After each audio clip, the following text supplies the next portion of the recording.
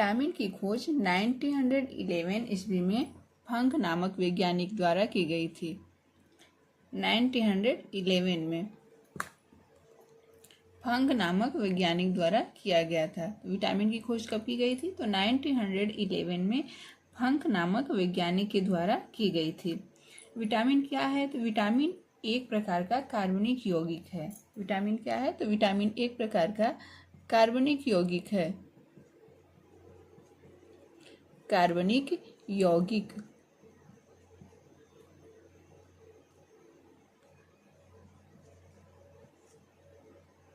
ठीक है, तो विटामिन की खोज कब हुई थी? तो विटामिन की खोज 1911 में फंक नामक वैज्ञानिक के द्वारा की गई थी। अब विटामिन क्या है? तो विटामिन कार्बनिक यौगिक है। ठीक है, विटामिन एक प्रकार का क्या है? कार्बनिक यौगिक है।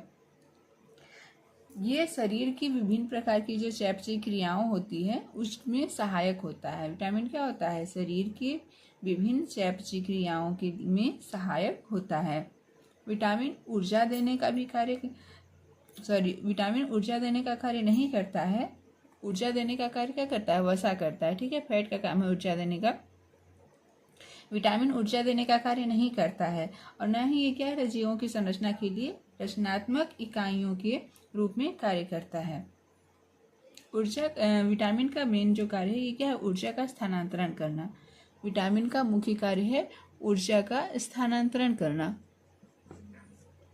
ऊर्जा का स्थानांतरण।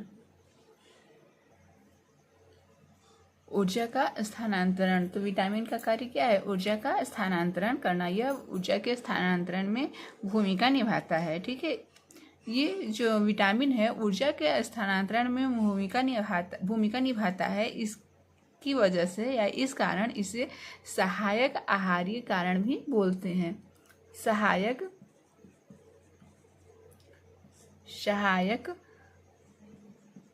आहारीय कारण। विटामिन को सहायक आहारीय कारण क्यों बोलते हैं? क्योंकि ये जो विटामिन है ये ऊर्जा के स्थानांतरण में महत्वपूर्ण भूमिका निभाता है। ऊर्जा के स्थानांतरण बोलते हैं। विटामिन शरीर के चयापचय क्रियाओं के दौरान पैदा होने वाले जो व्यर्थ पदार्थ हैं जिनको फ्री रेडिकल्स बोलते हैं या मुक्त मूलक बोलते हैं उनको समाप्त करने में सहायक होते हैं। विटामिन का और दूसरा क्या कार्य है? तो विटामिन शरीर के चयापचय क्रियाओं के दौरान जो पैदा होने वाले व्यर्थ पदार्थ हैं, व्यर्थ पदार्थों को जिन्हें हम फ्री रेडिकल्स बोलते हैं को समाप्त करने में सहायक होते हैं। ठीक है, इसके दो कार्य हो गए। क्या करता है? व्यर्थ पदार्थों को समाप्त करने में सहायक होता है। व्यर्थ पदार्थों को समाप्त करता है या समाप्त करने में सहायक होता है। अब देखिए, ये तो इसके कार्य। तीसरा क्या कार्य है? तो ऐसे पदार्थ जो शरीर में पैदा होने वाले फ्री रेडिकल्स होते हैं उनको समाप्त करता है, उसे एंटीऑक्सीडेंट कहते हैं। ऐसे पदार्थ जो शरीर में पैदा होने वाले फ्री रेडिकल्स मुक्त मूलकों को समाप्त करते हैं उसे क्या बोलते हैं? एंटीऑक्सीडेंट बोलते हैं। एंटीऑक्सीडेंट बोलते हैं तो इसका मतलब क्या हुआ कि ये जो विटामिन है विटामिन को ही क्या बोलते हैं? एंटीऑक्सीडेंट बोलते हैं। Antioxidant.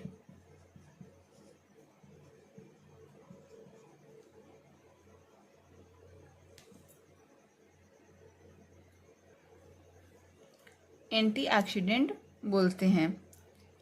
Vitamin A, vitamin C और विटामिन ई इन तीनों को एंटीऑक्सीडेंट की तरह कार्य करते हैं। देखिए, vitamin A,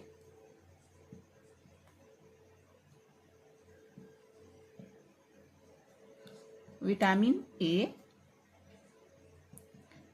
vitamin B, vitamin C और विटामिन ई।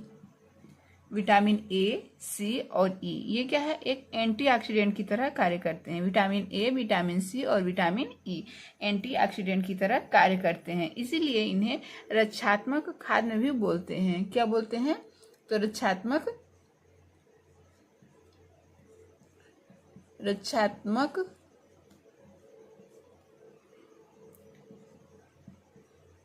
खाद्य, रक्षात्मक खाद्य भी बोलते हैं। विटामिन ए, विटामिन सी और vitamin E. Vitamin A, vitamin C और विटामिन ई ये क्या है, एंटीऑक्सीडेंट की तरह कार्य करते हैं, इसलिए इसे रक्षात्मक खाद्य भी बोलते हैं या कहते हैं। यह विटामिन बाहर से आने वाले जो हानिकारक जीवाणु होते हैं, रोगाणु होते हैं, वह इससे हमारी क्या करता है, सुरक्षा करता है।